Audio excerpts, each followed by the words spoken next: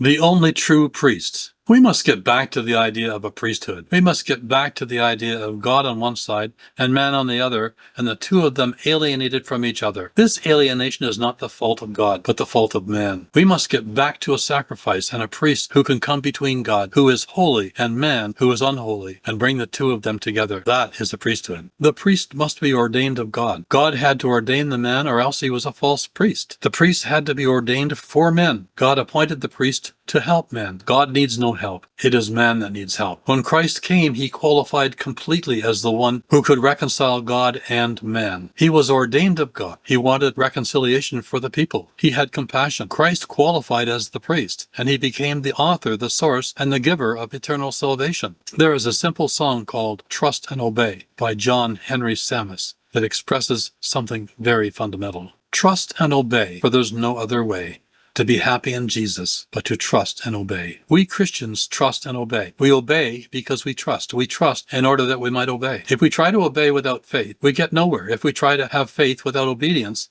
it ends in nothing. Christ has given eternal salvation for those who obey him and believe him, for obviously the two are synonymous, if not identical.